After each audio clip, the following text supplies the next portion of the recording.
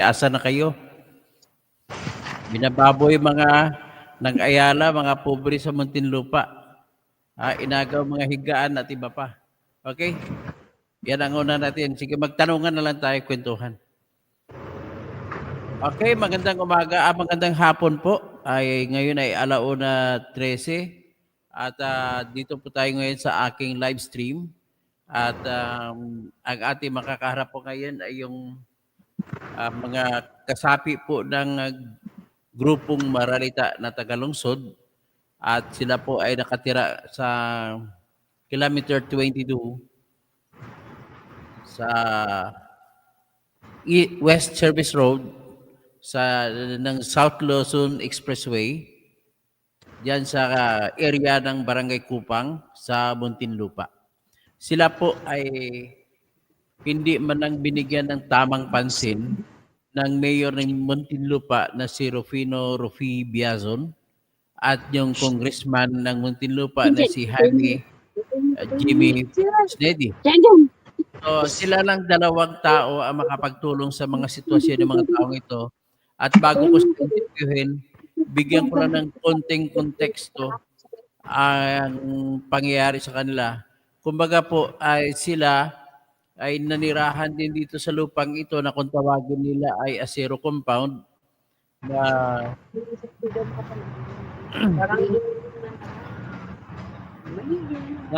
kung saan ay tinatawag din na Immaculate Conception, no? Immaculate College, Conception College. Tapos, merong ano dyan, sa gilid ng kalsada, dinimolis na sila dyan kasi nga, ang nangyari po, kiniklaim ng Ayala. Tama ba ko, Ayala nagkiklaim sa lupa ninyo? Yes po, attorney.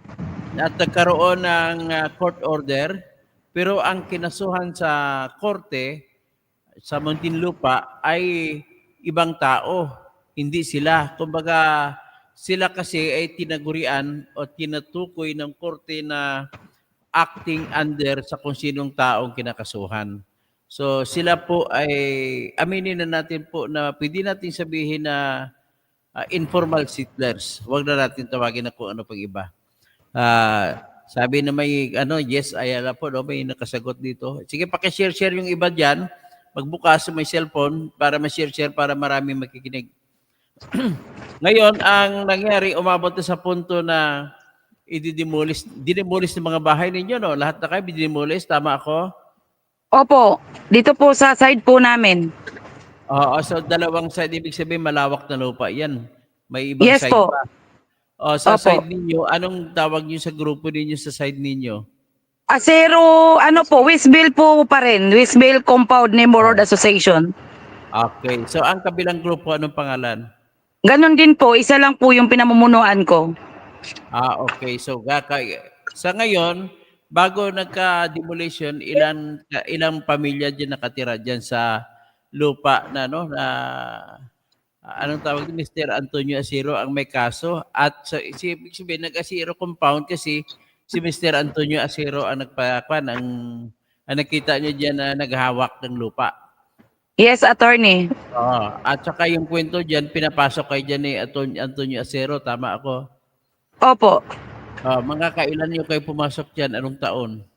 Yung mga tatay po namin, trabador po kasi nila before, nung pa po sila, nagdi-delivery. Kaya dito na po tumira sa mga baka-bakanting lote po dito. Trabador, sino sila? Trabador nino sila? Yung po yung mga tatay po namin. Nga, tauhan nino ni Antonio Acero? Opo. So ibig sabihin, mangyari, hindi naman natin nakita ang papel, pero ang base na lang sa karanasan ko bilang abogado ay malamang hindi naman titira si Antonio Acero diyan kung wala siyang pag-aari sa lupa. So ngayon, kung ang inyo ba mga tatay-tatay nagtatrabaho kay Mr. Antonio Acero, tama ako? Opo, dito po sa compound niya, pero may sarili po kaming lugar po sa labas po nung compound. Labas po ng bakod ni Mr. Acero. Sa labas ng bakod ni Mr. Acero, pero ngayon pinapalayas din kayo diyan. Ibig sabihin, sakop din ng lupang yan kung saan kinatitirikan ni Antonio Acero ay sakop din yung labas ng compound. Tama ako? Siguro po. Oh, sige, malamang nga ganun. Hindi natin alam kasi wala rin akong hawak ng kopya ng papel ng kaso at alam ko hindi naman kayo ang kinakasuhan. Ang kinasuhan ay si Mr. Antonio Acero. Tama ako? Yes po. Oh, tapos natalo si Antonio Acero. Tama ako? Opo. At saka kung natalo siya, lahat kayo dyan na nakatira ay dinamay. Opo. Tama. Okay. So ngayon, Tatlong sityo po. Tatlong sityo. so, mga ilang hektarya ba yan? 26,705 square meter. So 2.6 hectares, 26,000 square meters. 2.6. Opo. 2.6 hectares. So ngayon, yan ay malamang nabili na ng Ayala tapos pinapalayas na si Mr. Antonio Acero. At si Mr. Antonio Acero, asa na ba ngayon? Wala na po siya, sir. Patay na po Nasaan? yun eh. Patay na. So, Opo. hindi na siya pwedeng i-demolish kung saan man siya nalibing. Okay. So ngayon, may naiwan bang mga tagapagbana dyan si Mr. Acero? Wala na po. Wala na rin po dito. Wala na rin.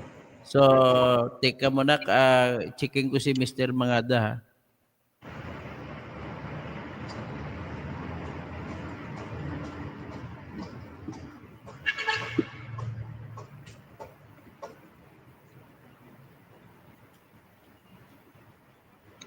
Para masarap ang usapan. So anyway, inaalam ko lang ang konting facts ninyo. So ibig sabihin, nung unang pinalabas ng korte ang utos, ilan pang kayong pamilya dyan? 100 plus? Opo. 165 po. Sige. So sa ngayon, sa 165 na yan, ay meron nag-alok sa inyo ng pera. Yes po. Kapalit ng pag-alis. Yes po. So yung nag-alok ng pera, yun po yung mga Ayala. Yes po. Yung mga tauhan po ng Ayala. Si Mitchie ba kasama nyo? Si MIT, CH? Kasi siya, nakukuha ko mga detalye sa kanya eh. So actually, 1981, may case, nagkiklaim noon si Domingo Realty na kung saan, nung matalo si Domingo Realty, lumitaw si Ayala, bininta daw ni Domingo Realty sa Ayala yung lupa. So pasa-pasa pala ito. So anyway, hindi ko na ako mag-duel sa kaso kung sino kung may merito kayo o wala. Kasi very obvious naman na kahit may merito kayo ay too late the hero na. Ang akin na lang makuha dito na hinahabol ay yung human rights ninyo bilang informal settlers sa urban poor community. Yes, attorney. So, ang karapatan ninyo sa ngayon dyan, ang pinakaklaro ay hindi kayo pwedeng palayasin kahit may utos na ang korte. Kasi nakalagay po sa batas sa Republic Act 7279 Section 28 na nagsasabi na kung may nilabas na utos ang korte na palalayasin ang mga kung anong urban poor, na mga kasali sa grupo ng urban poor, ay bibigyan pa ng 30 days mula sa araw na nilabas ang utos ng korte para maayos at mahanapan yan ng tinatawag na relocation. Ibig sabihin relocation po, hanapan kayo na kung saan kayo pwede ilagay. So ngayon, obviously, sa ngayon kasi hindi natupad yung batas na yan at ang tanong, ay papasukin natin si Mr. Daddy Bert. Daddy Bert, magandang hapon. Magandang hapon po. Makikwento lang muna ako. Ang puntos ko lang dito, yung karapatang pantao. Yung karapatang pantao sa ilalim ng Republic Act 7279. Yan. Yung sa plywood. Please lang, wag mo na kayo magkwento-kwento diyan.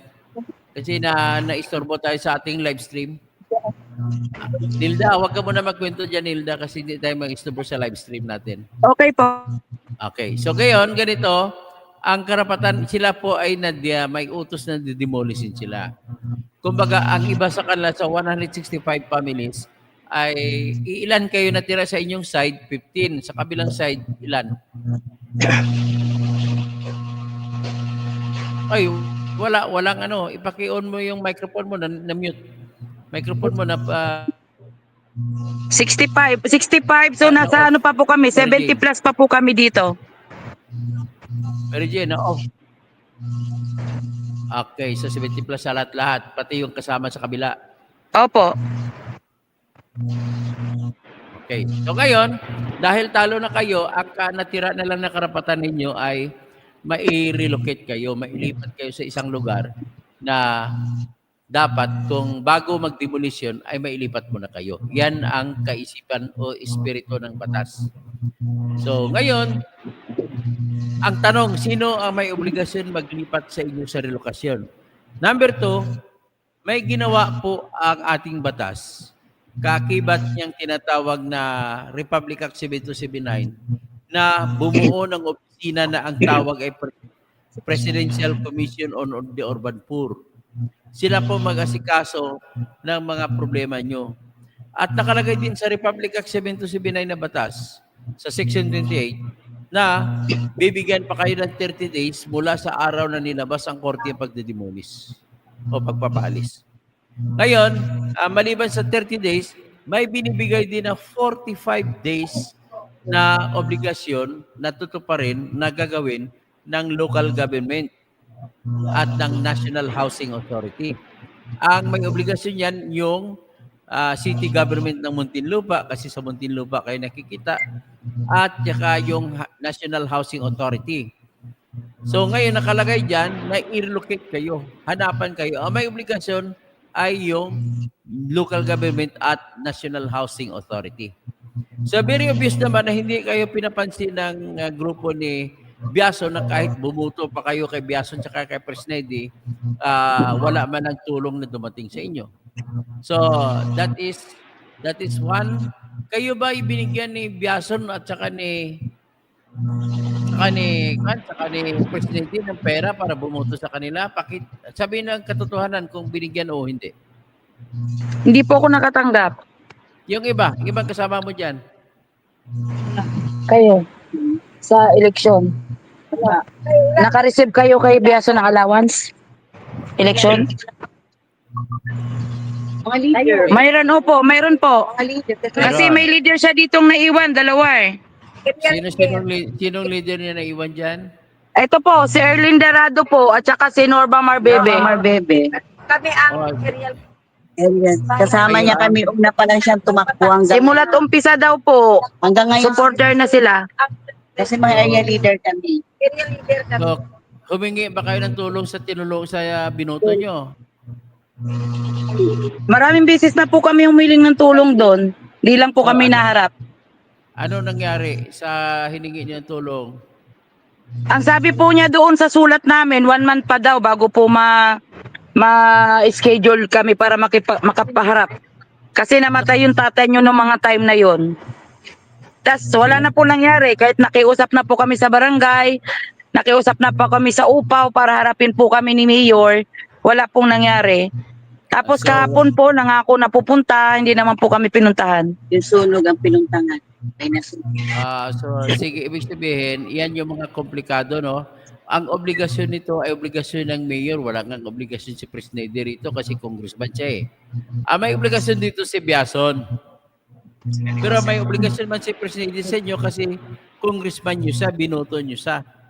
Ni konting tulong. Alam mo, may binigay na AX at saka AKAP ang kongreso kay Presnedi na ipamimigay niya ang AX sa mga tao na nasa krisis. At may binigay din dyan sa 4-piece. Kamu ba may mga 4-piece na mga nakatanggap?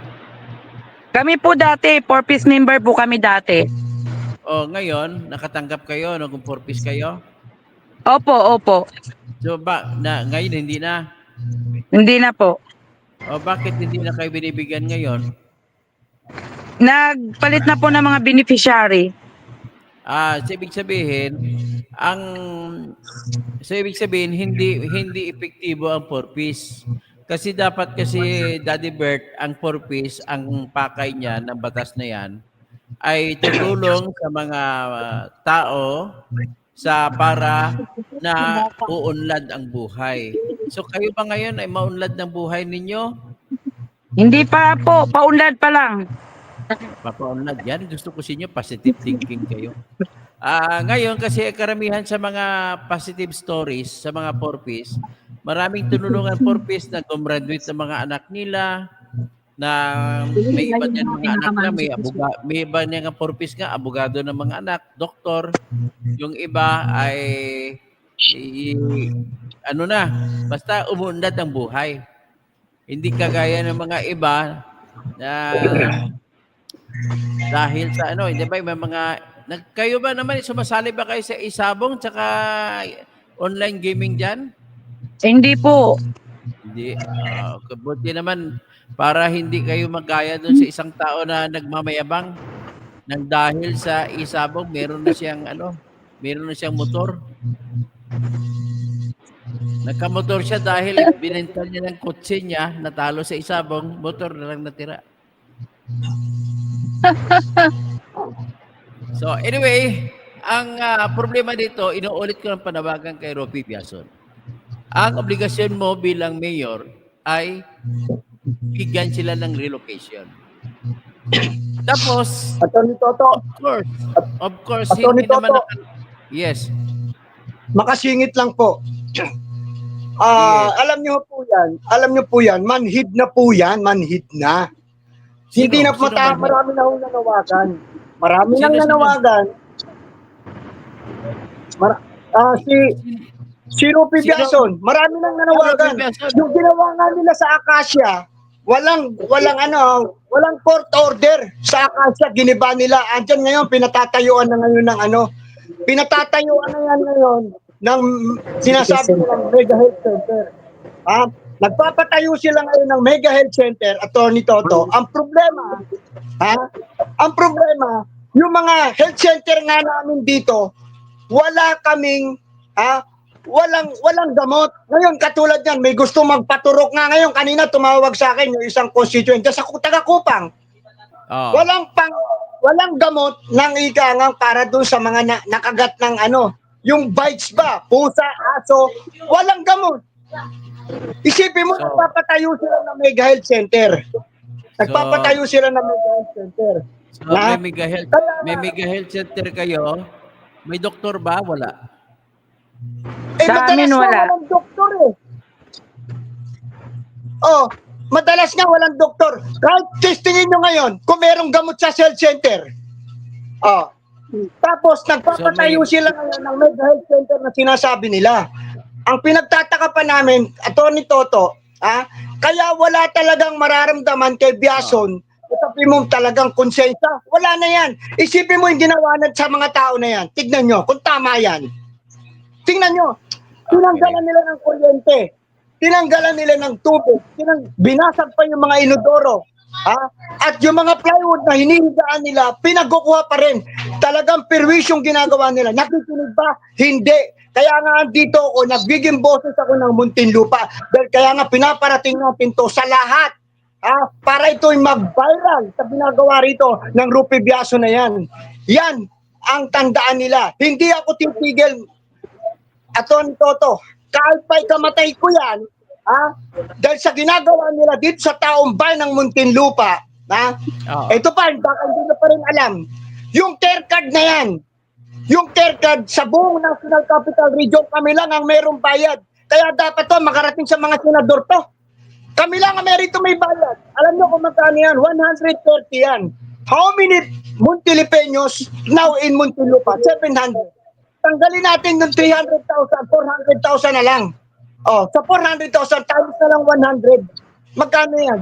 40 million yan a year. Times 10, 400 million. Makakapagpatayo ng ospital o hindi? Wala. Anyway, ano ba yung sinabi mo kanina? Care card? Ano ba yun? Care card, Care card. Nagtataka lang kami, Bakit yung care card na yan, sinisingil kami, pag wala kang care card, hindi ka pwedeng magpunta ng Osmon, lahat ikaw magbabayad. Ang tanong, sabi nila dyan, para malaman nyo to, attorney, Isipin mo yung care card na pag wala kang care card, hindi ka pwede makabil ng 25 to 75% dyan sa Osmond Hospital.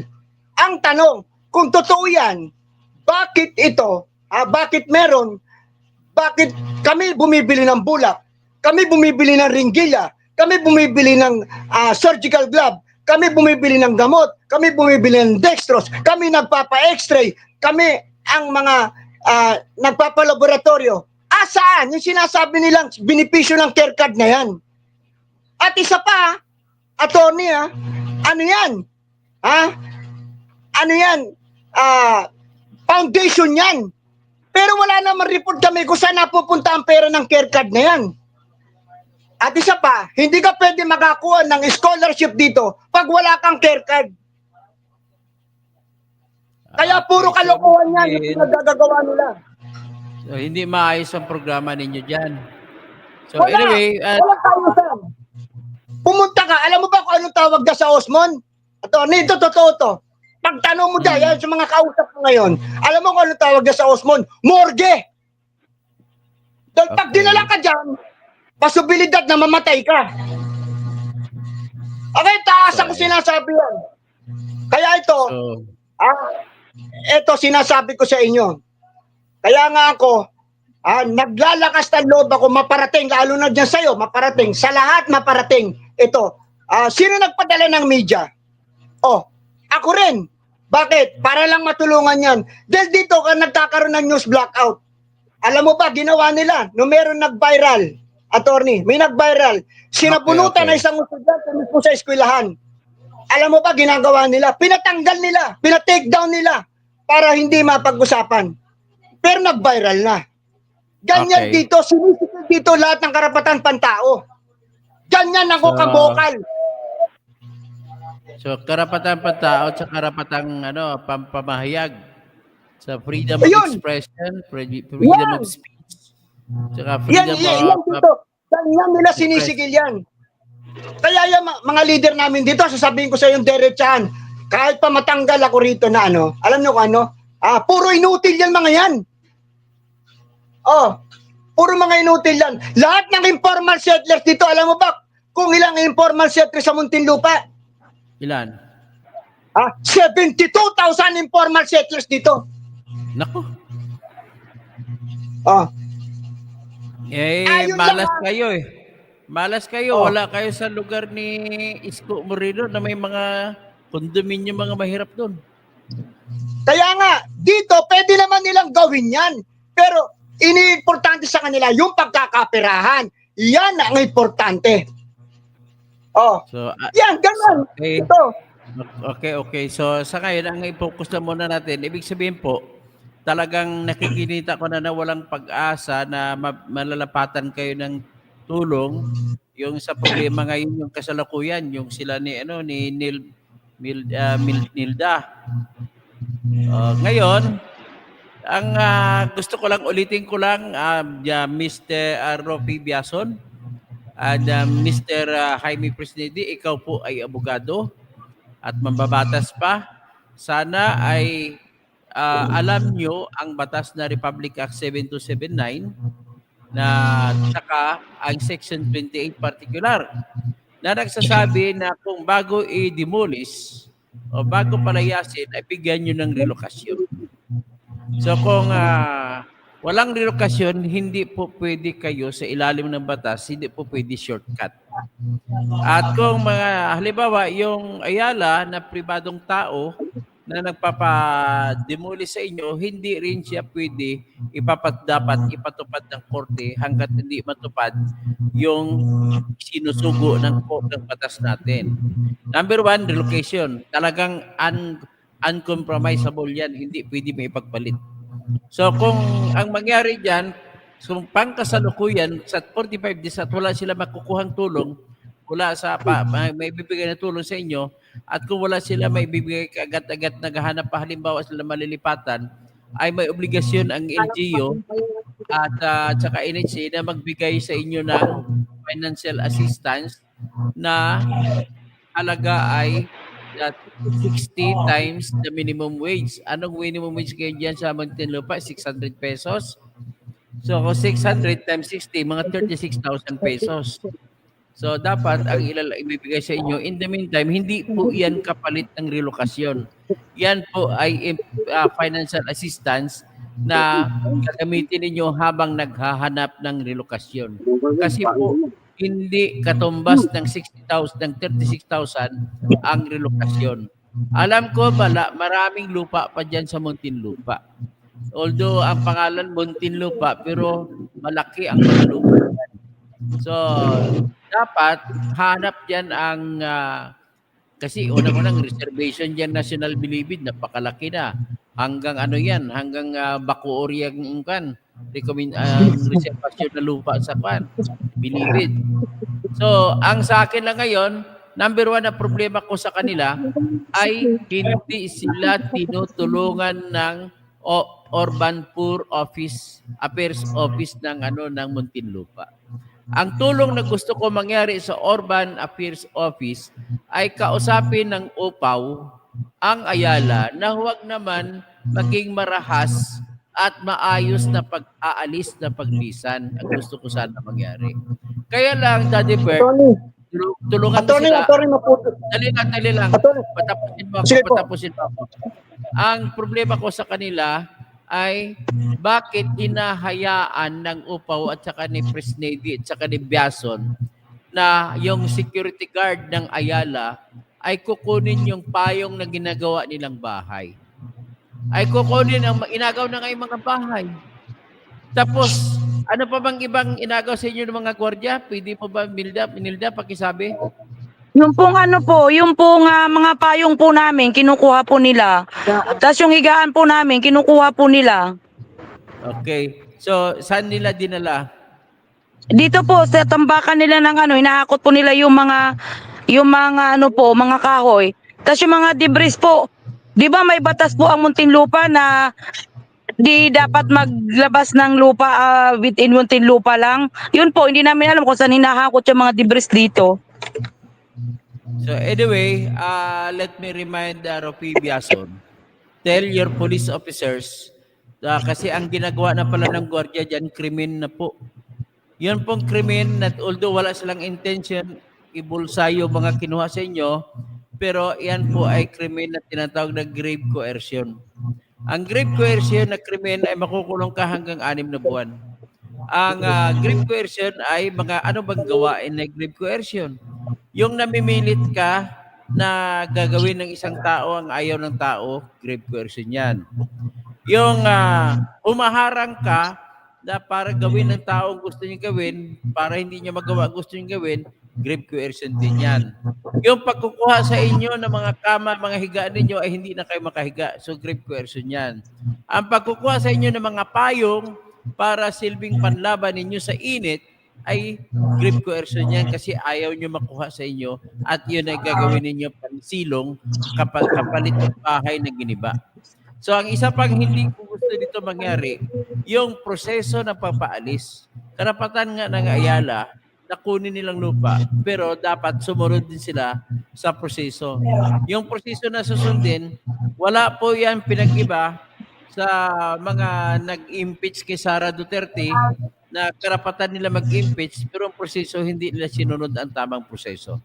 Ganon lamang po yan. Sa lahat ng bagay, kahit pa sabihin po natin na very noble at kapuri-puri ang pakay, pero hindi po pwede napapayagan na makuha lamang ang pakay na kapuri-puri gamit po ang kahindik-hindik na pamamaraan.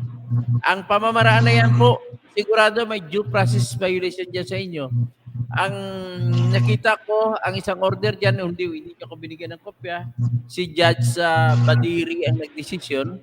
At ang nakakalungkot nito, lahat ng mga kaso ko na handle ni Judge Badiri na ipanalo ko pa lahat, wala pa akong talo kay Judge Badiri. Pero ito, very fair naman si Judge Badiri, isang tausog po yan, na very fair na judge. Daging judge dati yan sa Gumaca, Quezon Province nung ako'y may kaso. So ngayon, sana kung may abogado kayo dyan, mag-file kayo ng motion na humingi kayo, isumbong ninyo sa korte ang ginagawa ng judge, ng mga gwardiya ng Ayala sa inyo. Kasi may karapatan kayo na hindi kayo tatapakan ng inyong karapatan. Hanggang ang karapatan nila, hanggang pagpapaalis lamang sa maayos na paraan. Hanggang pagdimulis sa maayos na paraan. Wala po silang karapatan na agawin kung anumang bagay na mayroon kayo. So pasalamat ako, Daddy Bert. Nananawagan ako, Daddy Bert, na sana'y matulungan mo sila kung sino pang ibang nakakarinig dito na makabili man lang ng portable na charger na solar. Kasi iyon na lamang ang tanging paraan na magkakaroon ng mga magiging magagana mga cellphone nila. Kung ano man, may tulong ko sa kanila niya, bigay mo lang sa akin, Nilda, yung mga cellphone number ninyo mamaya. Siyempre luludan ko lang ng mga unli na load para yan na may tutulong diyan sa inyo para magagamit niyo kung tatawag kayo na tulong sa inyong mga kamag-anak. Humingi mo na kayo ng ayuda. Kung panahon man na kailangan ng ayuda, kung ganito sitwasyon na ito. Okay. Sige, ikaw na. Sisingit ko lang. Hindi po yan makikinig kasi pati pagkain nga na pinadala ko ron, hindi nila pinapasok. Kaya nga, asan yung karapatan pantaong ginagawa nila dyan? Ha? Ibig sabihin nga ng pagkain. Padala ko ng pagkain. Okay. So, Nilda, makisuy ako sa Nilda, tulungan ninyo sarili ninyo sa pamamagitan ng paglista ang lahat ng mga ginawa sa inyo dyan. At tutulungan ko kayo, magsampa kayo ng reklamo sa prosecutor's office. Pwede nang hulihin ng pulis ang paghaharang ng pagkain kasi pagkain buhay yan, hindi pwedeng harangan yan. So, ngayon, at ganun ang gawin nyo. Magtulong-tulungan kayo. Gawin ninyo ang kukuha ng papel, isulat nyo lahat na nangyari, bawat isa sa inyo. Ang naranasan ng bawat isa, sabihin niyo, isusulat ninyo lahat. Para yan ang pagbabasyan natin. Tutulungan ko kayo kung paano may sampa ang kaso ninyo sa prosecutor's office. At may sampa din sa ombudsman at saka dadalhin din sa Human Rights Commission para baka sakali may bibigay na tulong ang Human Rights Commission. At kung pwede, makalapit kayo dyan sa may mga simbahan dyan na tumutulong sa mga ganun sitwasyon, mga Catholic Church, mga Protestant groups. Mayroon ba kayo malapitan dyan, mga simbahan? Lalapitan, ibigay ng tulong kahit pambigas man lang na makain ninyo, mabigyan kayo ng isang sakong bigas na masaing ninyo. Kaya yung problema ko naman, paano kayo pala nagdumudumi dyan? Hindi na kayo makaligo kasi wala kayong tubig na malikuan. Pinutol ang tubig ninyo. Pag naulan po, naliligo kami sa ulan.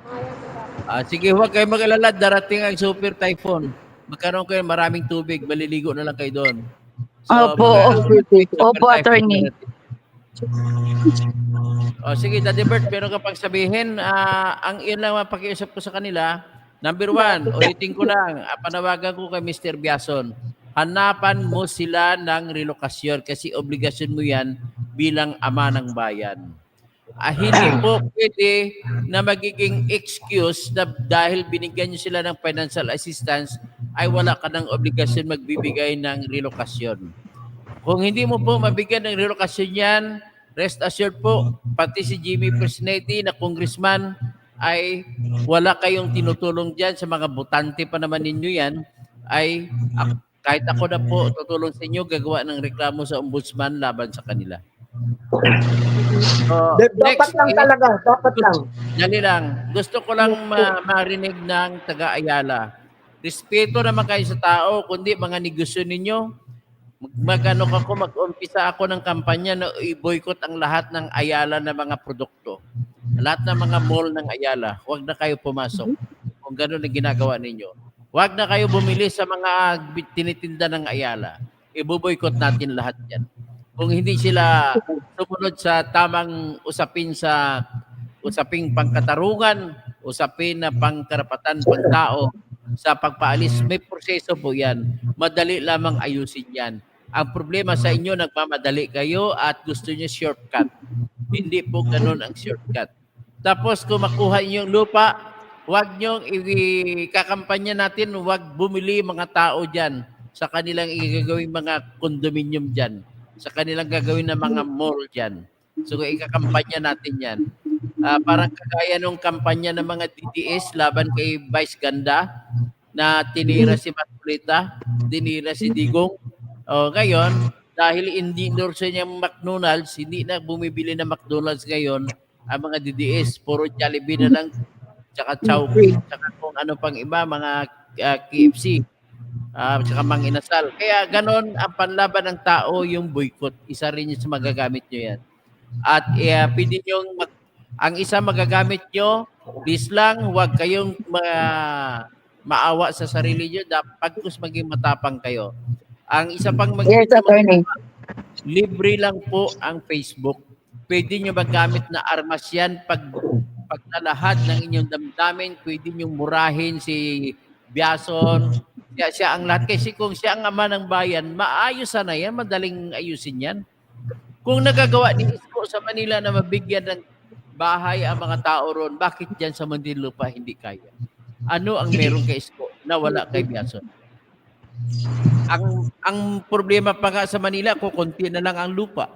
Pero diyan sa Muntinlupa, ang dami, ang lapad pa ng mga lupa riyan. Yan ang aking pinagtatakahan ko na bakit hindi nila kayang gawin. Sa susunod, pag hindi niya magagawa, tutulong ako ng kampanya laban sa kanya para sa sunod hindi na siya mahalal. Pati si Presidente. Yan ang gagawin natin, gamitin natin kapangyarihan natin sa buto. Ano, may sabihin ka pa, Daddy Bert? Attorney, ito, ang akin lang, no, hindi nila gagawin yan. Dahil kung gusto nilang gawin yan, na tulungan yung taong bayan, kayang-kaya. Meron kaming if I'm not mistaken, 7 to 8 billion ang budget namin. Asa na ngayon? August pa lang, wala na. Tapos ito, problema pa ito ngayon. Yung pamimigay nila ng akap ngayon. Laging complaint dito sa amin yan. Hindi, naanod na ng baha. Diba? Kaya nga, attorney, sana naman, ang hiling ko lang, attorney Toto, isa lang. Tulungan nyo itong mga tao na to na kailangan nila lahat ng complainant, people of the Philippines, para may reklamo nila sa yung ombudsman yan. Para nang sa gayon, magkapatong-patong ang kanilang mga problema. So, yan. Ganito lang aking masabi, no? Klaruhin natin yan para maayos. Nag-iisang tao lang ako, marami din akong ginagawa, panghanap buhay ko. Ang aking hingi na tulong sa inyo, kahit kumuha kayo ng mga papel, isulat ninyo isa-isa na wala kayong makakalimutan. Ikwento nyo lang kung ano nangyari mula sa simula, mula ng pagpasok niyo kung paano at nagkaroon ng korte, na desisyon ng korte, paano ng kaso. Yun ang ikwento ninyo at hanggang sa ngayon na lahat ng paglapastangan sa karapatang pantao na laban sa inyo, ikwento nyo rin. At inyo sumpaan sa notaryo publiko dyan.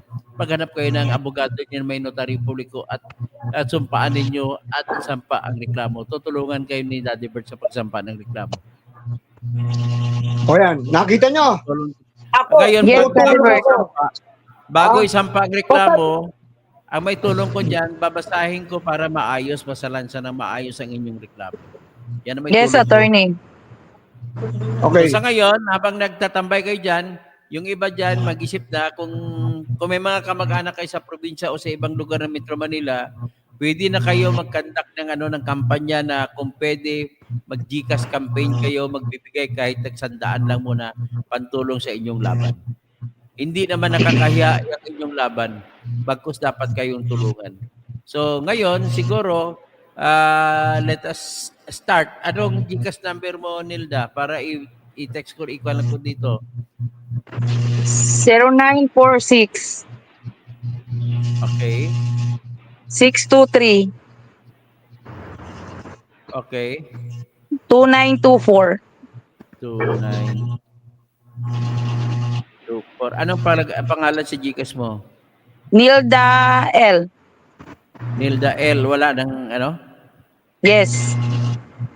Ano bang buong pili mo? Nilda Luntong ba to? Luntong? Lom. Lumtong. Yes po. L-O-M. Yes po. T-O-N-G. Yes po, Tama. attorney. Yes, Sige, attorney. Okay, so manghihingin ako ng tulong sa mga nakikinig na mga may blessing. Kahit na i-text nyo kung may 500 kayo, padala nyo si Nilda Lumtong at mag-report ka sa akin, Nilda, kung paano kung may dumating, listahin natin, pasalamat tayo. Ha? Yes, Kailangan attorney. lang mapambili nyo pangkain ito, makasustain kayo. At saka kung sino po yung mayroong mag-donate ng solar na charger na portable, kailangan po nila yan para sa gabi rin po, may ilaw din sila magagamit sa gabi kasi pinutulan na sila ng Meralco. Pinutulan na sila ng tubig. Hindi ko alam kung saan sila mapukuha ng tubig. So yung mayroong mga mineral water, please lang, siguro kahit 1 galon, mabigyan sila 1 galon dyan, mainom nila. Kahit wala na munang ligo. Total, okay lang yan ang baho. Bahong tao lang yan. Hindi naman yan ano. Ang problema ko saan Attorney, kayo. ang dami kong dalang tubig dyan. Ang dami kong dalang tubig. Sige, Ang dagdagan dami mo ko. pa. Ang dami kong engineer nilang Attorney Toto, marami akong tubig na dinala dyan, pero ayaw papasukin. Oh. Di, Tingnan nyo. ganito gawin mo kung ayaw papasukin, ipadaan mo sa barangay kapitan. Ang barangay kapitan magbibigay sa kanila. Nakakapasok na po, attorney. Ay, nakapasok na daw. Hindi na hinarangan. Nakapasok na. Nakapasok na. Nakapasok na. Opo. Opo. Kung hindi naman ang malapit, pwede magpadala ng pagkain dyan o tsaka tubig o ano. Nilda, nakakapasok na, Nilda. Yes po, Daddy Bert. So dyan na sa Acero compound. Yes po, Daddy Bert. So dyan na sa Okay, sige. So nakapasok na yung pinadala ko. Yes po, Daddy Bert. Yes po, Daddy Bert. Okay, very good, very good. O yan. Kasi nung una Attorney Toto, nung una, pati yung kay Vice Pani ayaw papasukin yung Vice Mayor na mismo Yung dating Vice Mayor, nagpadala rin ng tulong, si Vice Joko. Hindi rin pinapasok. Oh. Ewan ko kung bakit. Kaya nga, sobrang ng paninikil ng karapatan pantao yan eh. Hindi ganito Attorney lang, Toto. Daddy Bert, nag-iusap ako sa'yo. Opo. Makipag-coordinate ka rin lang sa barangay kapitan. Nag-iiko. Okay. Wala sa akin. Sige. Pakipatay mo na cellphone mo. Yan. Ilayo yan, sige. ng cellphone, ilayo. Kasi bumabalik, bumabanda, balik. Attorney, ngayon, sige, makikipag-coordinate ako kay Luby. Constantino. Okay. Sige po. Tapos, Kapitan Lugi Constantino, nakiusap po ako sa iyo na kausapin mo lang gumawa ka na paano maayos ito. Aalis naman sila basta may maayos na pag-aalis at may maayos na pupuntahan. Ay, Daddy Bert. Yes. Pwede bang pumunta ka sa DSWD? Opo. At humingi ka ng tulong. Nabigyan sila ng AX. Okay, sige. Ang AX kasi yan yung individuals in crisis situation. Okay, sige po. Kahit Okay. mabigyan mo ng 10,000 bawat isa. Oh. Okay, sige po. Sige, ikaw na pag ano dyan, ikaw ng tao sa DSWD. So, Okay, sige DSWD po. Muntinlupa, nanawagan po ako sa inyo na huwag nyo nang antayin na may pupunta pa dyan. Kayo na mismo ang tao nyo pupunta sa Acero compound sa kilometer 52 West Service Road, Barangay Kupang, Muntinlupa City.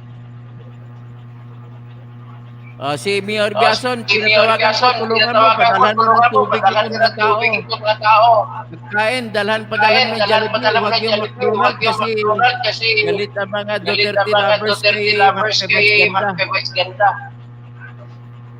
Okay. Hanggang na muna tayo at tawag ulit tayo.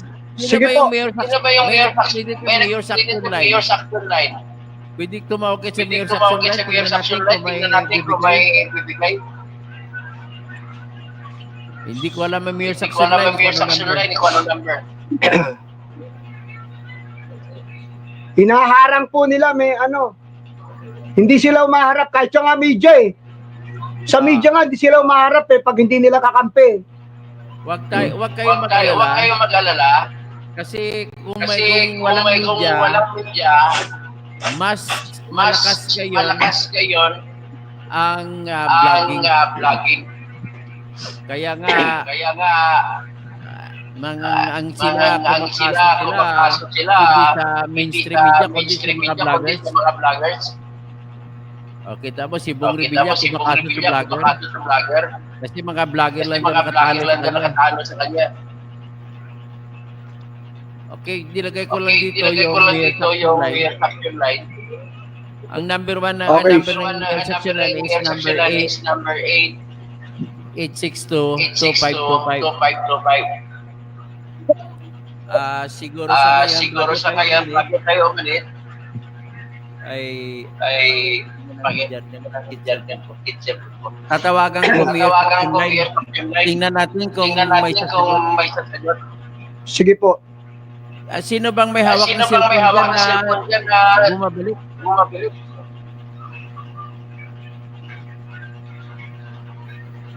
Paki-silent nyo muna cellphone.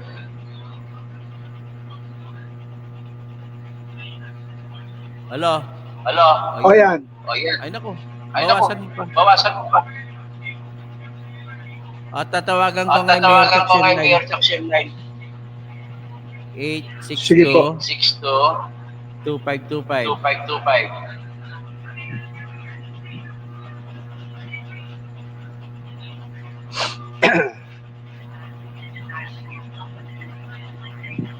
Naku, ano ba to? The number you dial is not permitted. Yan. Ganyan. Ano?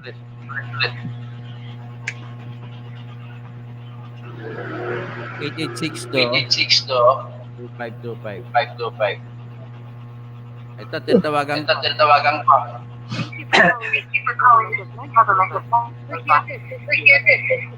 Someone from the mayor's office. For assistance from the Kalinga press 2. If you need help from the engineering department, for instance, concerning the office.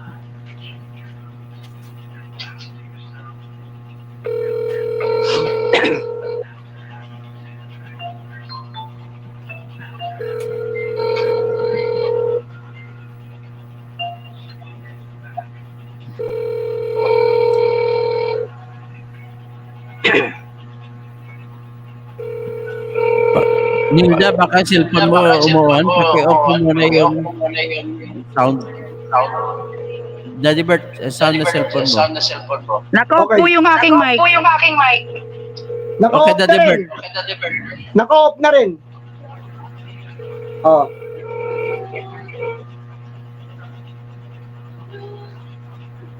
Ayan, pinatay ko na. Ayun. Ayan. Ayun, may tunog pa rin. Walang sumasagot. Nobody action. Okay nga.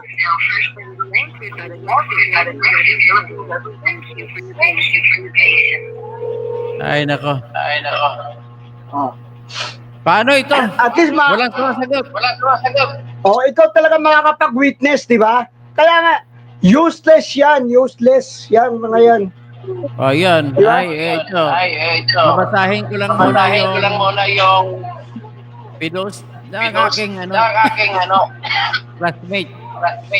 classmate ko sa Mindanao State University. Si Engineer Junar Plaga. Siya po ay city engineer sa El Salvador City, Misamis Oriental.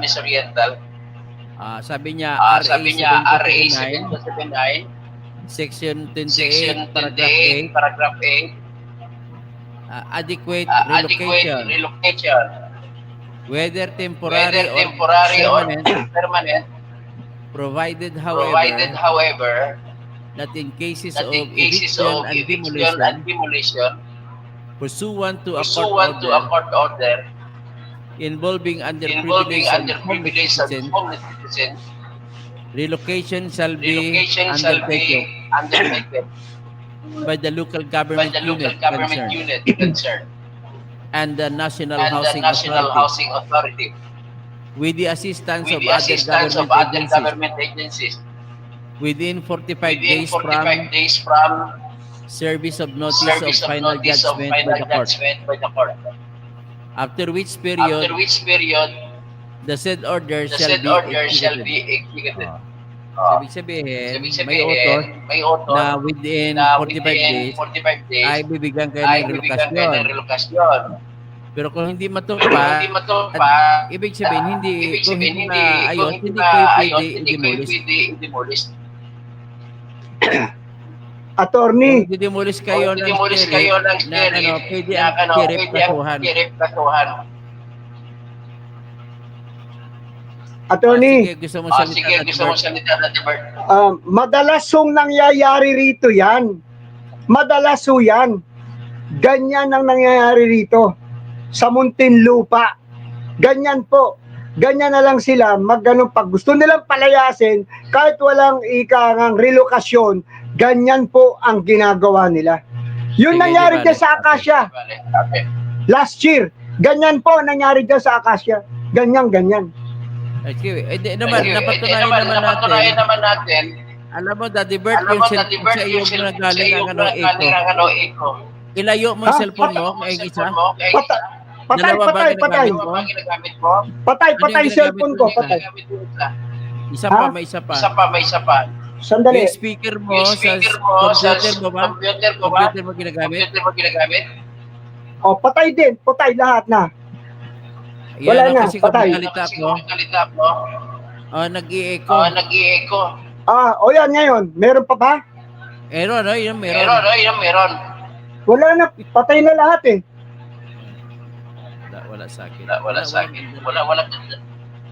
Kasi Pinatay ko na, patay. Yung isa, Patay na Patay na. Kung Sandali. ikaw magsalita, Daddy Bert, walang echo. Pag ako nagsasalita, walang echo. Patay lahat eh. Patay lahat ng cellphone, no? So anyway, tapos naman tayo eh. Sige po. Magpapalo up na tayo kung ano mangyayari. Sige po. Okay. At ang isang klaro lang yung pinapagawa gawin ninyo. Lahat kayo magkwento, sulat din sa papel. Tapos i-ikunan mo sa Viber ko. At saka matulungan ko kayo. Mabigyan ko Hindi, na at saka kayo ng yung- guide anong gagawin ninyo. Yung mga video, ipasa nyo sa akin lahat ng video Sige. para ako magse-save. Ipadadala ko kay attorney. Sige. I-save natin. Sasave natin sa USB para pag sinagmit natin diyan sa ombudsman, kumpleto pati USB. Okay, Nilda?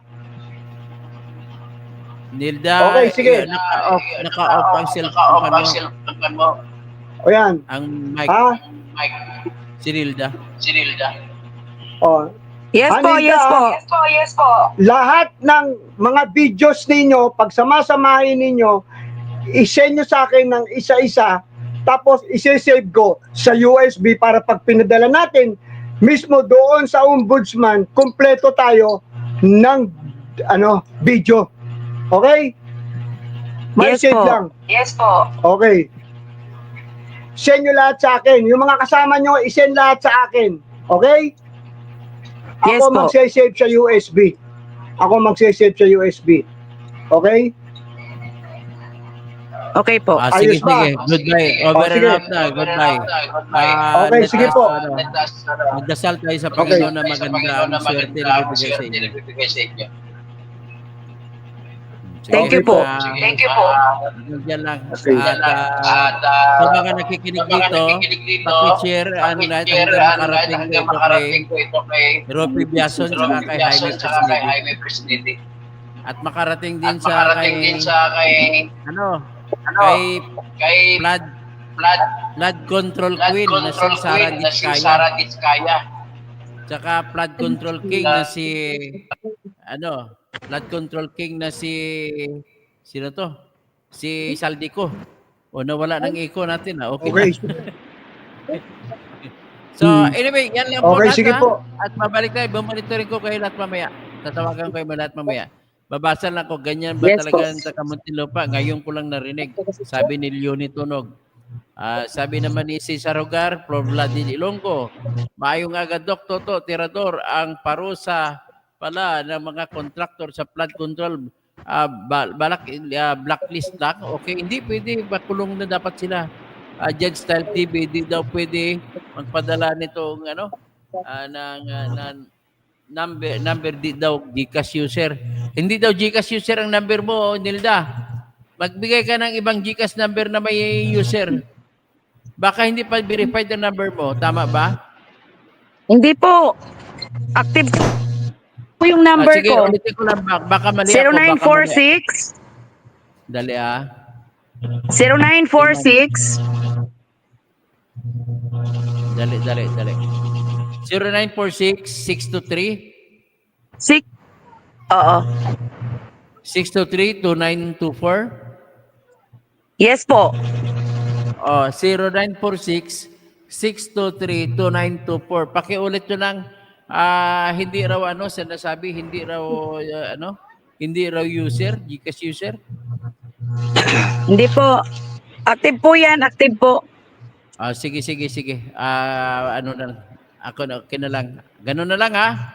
At tama na tayo. Yes, attorney. Sir Pastor Rodi Rabi, Judge Style TV, Jeff, keep it up. Sayang di pa naging senador. Okay. Di bale, maging presidente na lang tayo. Magandang hapon po sa lahat.